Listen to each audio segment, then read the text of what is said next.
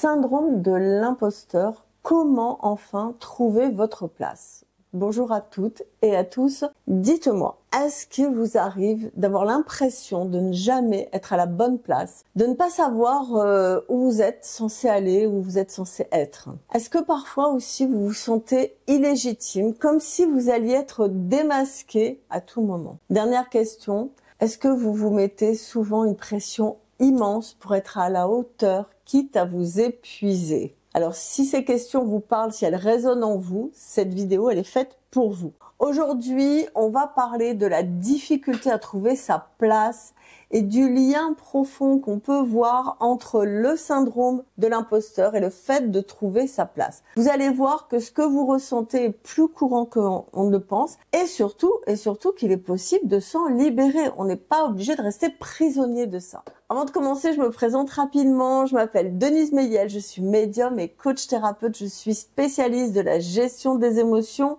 Et depuis plus de 25 ans, j'accompagne les femmes principalement qui, comme vous, ont du mal à trouver leur place, à s'affirmer, notamment à cause de ce fameux syndrome de l'imposteur et de l'anxiété et de tout ce que ça génère. Alors, pourquoi déjà c'est difficile de trouver sa place? Déjà, trouver sa place, c'est avant tout se sentir aligné avec qui l'on est, ce que l'on veut et ce que l'on fait. Vous voyez, ça fait beaucoup de choses. Mais c'est pas simple puisque depuis notre enfance, on nous apprend très souvent à répondre aux attentes des autres, à nos parents, à nos enseignants, à la société, à nos conjoints. Et on finit par croire finalement que notre valeur, elle va dépendre du regard extérieur et non pas de ce que nous ressentons. Et vous allez voir le lien que je fais avec le syndrome de l'imposteur. Ce syndrome de l'imposteur, c'est cette petite voix dans votre tête qui est horrible, qui vous murmure « tu n'es pas à la hauteur, tu n'as pas les compétences, tu n'es pas capable, tu as juste eu de la chance ». Cette voix à l'intérieur de vous, elle vous pousse à douter en permanence de vos capacités et vous empêche de vous sentir légitime même lorsque vous avez des résultats concrets. Je tiens à préciser que moi j'ai accompagné des chefs d'entreprise, des avocats, des juges, des personnes qui ont vraiment des métiers, on se dit waouh quand même, d'autres coachs d'ailleurs, et qui ont encore et toujours ce syndrome de l'imposteur. Et en fait, j'ai remarqué aussi que plus on a des responsabilités, plus ce syndrome de l'imposteur, il vient nous envahir et nous faire douter. Et ce doute constant fait que vous n'osez pas prendre votre place ou bien vous vous sentez toujours en décalage, comme si vous ne méritiez pas d'être là. Alors, les conséquences, c'est le doute, l'autosabotage et évidemment l'anxiété. Quand on ne se sent pas à sa place, on peut finir par se freiner soi-même. On va refuser des opportunités par peur de l'échec.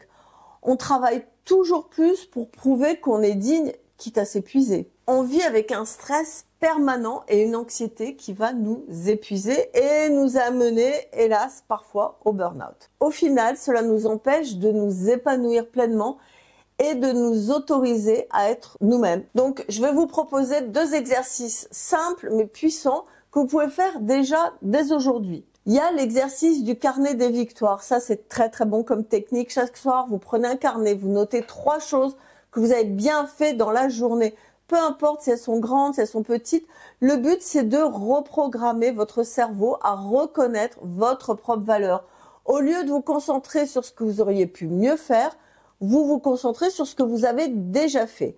Et un petit rituel que j'aime beaucoup, moi que je pratique tous les matins, vous vous regardez dans le miroir et vous dites à voix haute une affirmation positive sur votre valeur. Par exemple, j'ai ma place et je suis légitime dans ce que je fais. Vous le répétez 10 fois, mais avec conviction. C'est simple, mais c'est très efficace avec la répétition. Ça va ancrer un nouveau message dans votre inconscient. Je vais vous donner aussi quelques étapes pour commencer à dépasser ce sentiment d'illégitimité, ce syndrome de l'imposteur. Alors, première chose, déjà, vous allez changer votre dialogue intérieur. Ça, c'est quelque chose qu'on fait en coaching, notamment. On remplace les pensées de type « je ne suis pas légitime » par j'apprends et j'évolue chaque jour. Le simple fait de reformuler votre discours interne peut faire une énorme différence. C'est ce que l'on fait dans le coaching quand j'accompagne une personne, que ce soit en coaching de groupe ou individuel. On travaille énormément sur changer ces phrases automatiques qu'on se dit ou on se dévalorise et on les fait progresser. Je suis nulle, finalement j'ai réussi quand même à faire pas mal de choses dans ma vie, donc je suis pas si nulle que ça. Vous voyez, on n'est pas passé de je suis nul à je suis merveilleux, mais juste on bascule un peu dans ce qu'on appelle des pensées alternatives. Ça va vraiment vous aider à reprogrammer votre cerveau. Une chose aussi qui est très importante, c'est d'apprendre à se détacher du regard des autres, du jugement des autres, ce que les autres pensent de vous, etc. Il faut savoir que ce que les autres pensent de vous ne définit pas votre valeur. Donc, vous allez apprendre doucement, doucement à valoriser votre propre parcours. C'est pas facile, hein, attention. Et troisième point, vous allez oser passer à l'action parce que le syndrome de l'imposteur, ça peut vous paralyser. Même si vous doutez, avancez. L'action, c'est le meilleur remède contre la peur. Alors, bien sûr, ces étapes essentielles, elles sont importantes. Elles sont pas toujours faciles à appliquer seules, encore une fois. C'est pour ça que je vous ai parlé de l'accompagnement que je propose. Franchement, allez-y, prenez rendez-vous. Je vous dis encore une fois, c'est gratuit, 30 minutes et il n'y a pas d'engagement. L'objectif, ça va vraiment être de comprendre votre situation et de voir quel genre de coaching vous convient le mieux, si c'est individuel ou en groupe. Franchement, ne restez pas seul avec ce sentiment. Vous méritez de vous sentir à votre place. Vous méritez aussi de ne plus subir ce syndrome de l'imposteur qui vous ronge au fur et à mesure. Et vous méritez une vie heureuse, alignée, tranquille, sereine.